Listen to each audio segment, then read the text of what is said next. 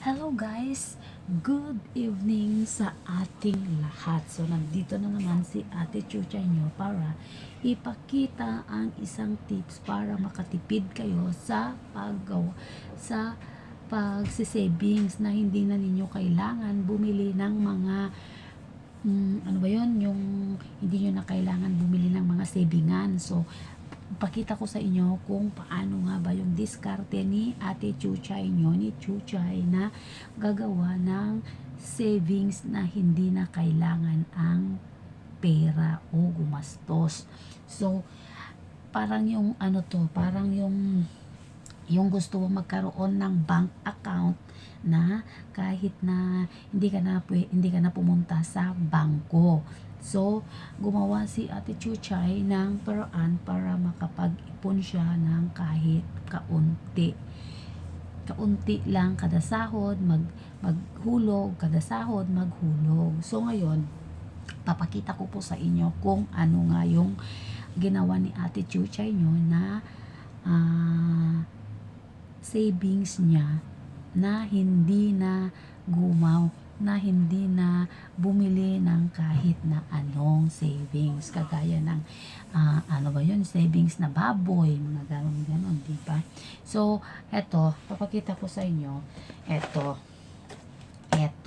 eto yung savings ni Ate Chuchay. Kita nyo naman, master gulaman. Kasi gumagawa si Ate Chuchay nyo ng gulaman kada Sunday at ibinebenta ito kada Sunday. So, naisip ni Ate Chuchay nyo na gumawa ng kanyang savings para magamit ang mga box ng mga jelly. So, ang ginawa ko, in-scotch tapean ko lahat yan sa gilid niya. Ayan, sa gilid. Meron mga scotch tape para hindi siya malaglakag, para maging matibay siya. At dito din, in-scotch tapean ko lahat yan.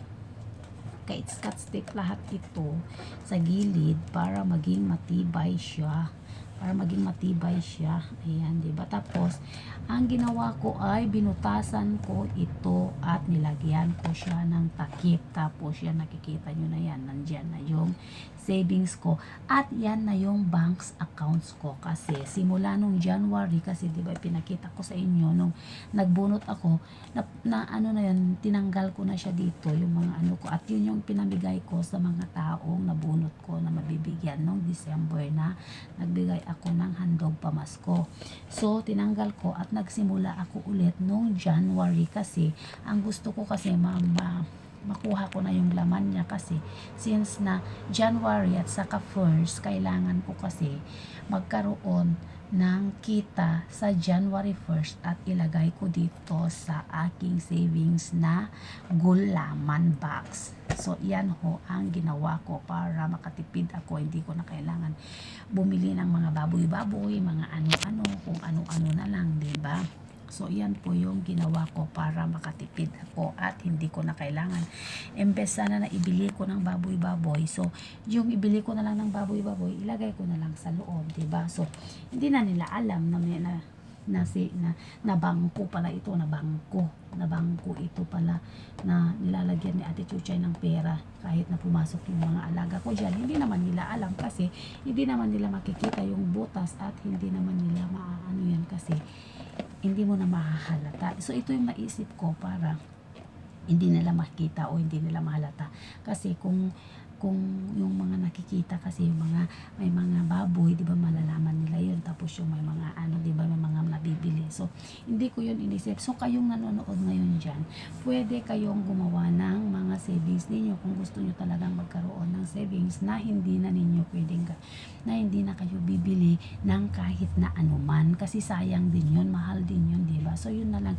Gumawa na lang kayo ng mga box, i-tape nyo, gawin niyo, lagyan nyo ng mga design o lagyan nyo ng mga tape na ganyan para maging maayos po yung ano ninyo, mga savings ninyo. At saka kahit na wala na kayong bangko, diba? Sabi ko sa inyo, makakapag-ipon na kayo na hindi nyo na kailangan ang bank accounts o mga mga ATM kasi ito, pwede nyo na itong pag-ipunan. Kung ilan box yung magawa nyo, kung gusto nyo naman yung malaking box, so pwede nyo gawing savings yun. At kailangan disiplina sa sarili na pagka kailangan talagang hulugan kahit piso, kahit magkano lang yan, basta meron kang maihulog doon sa savings mo. Since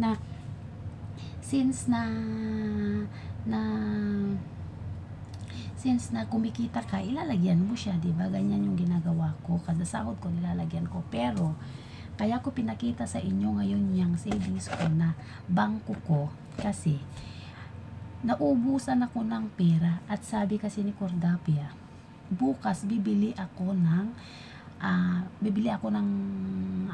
ng almusal ng bata kasi aalis siya ng maaga. So, nakalimutan ko naman at nagamit ko yung market money ko kasi pinadala ko sa Pilipinas kasi nangailangan sila dun sa Pilipinas. Ay pinadala ko tapos ngayon wala ang kulang. So, ang kainaman doon is mabubuksan ko siya, 'di ba? At na hindi na siya masisira. So, bubuksan ko siya at titignan natin kung may laman nga ang bangko ni Ate Chuchay, di ba? So, let's begin. May dala tayong gunting at napaka-easy lang po yung natin dito, di ba? Hindi na natin pwedeng sirain. Pagka nasira natin, pagka ginunting natin yung di ba? Pwede naman natin i-scotch tape ulit, di ba? So, bubuksan natin siya tapos titignan natin kung meron ngang laman yung bank's account ni Ate Chuchay. So, di ba? Yun lang ka-easy, di ba? Magkakaroon ka na ng bank account kahit hindi ka pumupunta sa bangko. At kung kailangan mong mag-withdraw ng pera, bubuha ka ng guntingin mo at i-withdraw mo na yung pera mo na hindi mo na din kailangan pumunta pa sa bangko. So, yan po yung mga tips ko sa inyo. So, ipapakita natin kung may laman mo itong pera. Pero, kukuha lang ako ng 50 dahil uutang lang ako ng 50 pambili lang ng breakfast nila bukas. At tapos, ibabalik ko din pag bigyan na ako ni Cordapio ng pera. So, andyan po yung laman ng hindi makita. Kasi let's ko siya ng sa guntingin natin. Pakita ko sa inyo kung magkano yung laman. Or wag ko nang bilangin kasi hindi ko din alam kung magkano. Basta nilagay ko lang siya dito sa loob. Pero kailangan ko lang siyang kumuha ng $50 para sa almusal ng mga bata bukas. So, nakita nyo naman, tignan nyo, ang laman ng accounts ni Ate Chuchay. So, ganyan lang. Ito po yung laman niya.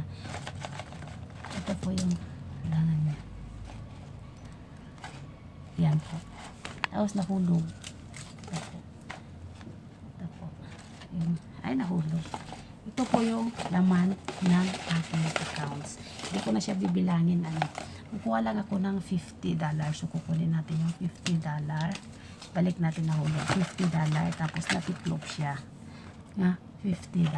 Then, itiklop natin siya ulit at lalagyan natin ulit siya ng packing tape para hindi siya para pagka nandyan na yung pera na ibibigay sa akin ni sir ko, ibabalik ko siya ulit. So, yan po yung mga tips ko. Kung gusto nyo talagang mag-ipon, kahit wala kayong bangko, wala kayong ATM, passbook, kung gusto nyo talagang mag-ipon, makakagawa po kayo ng paraan kagaya ni Ate Chuchay na hindi na gumagamit ng pera o kahit na ano pa dyan. Diba? Ganun lang po at yan lang po ang tips ni Ate Chuchay at sana nakapulot kayo ng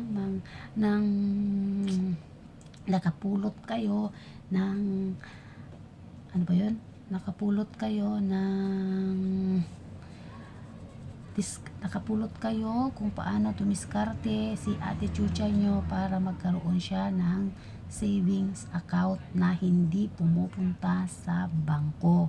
So, kung gusto nyo naman yung malaki, kumuha na lang kayo ng karton na ganun, tapos punuin na lang ninyo. Kaso, ito lang kasi yung gusto ko kasi cute siya at saka pagka napuno na.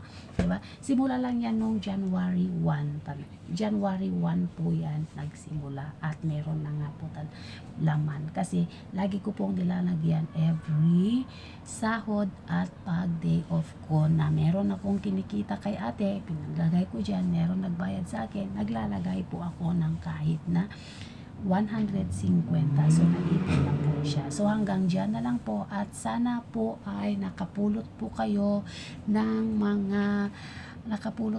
ng maganda dito sa aking vlog na ito kung paano kayo magkaroon ng savings account na sarili lamang ninyo at walang lalabas na pera, kundi sariling diskarte lang po ang gagamitin kagaya ni Ate Chuchay.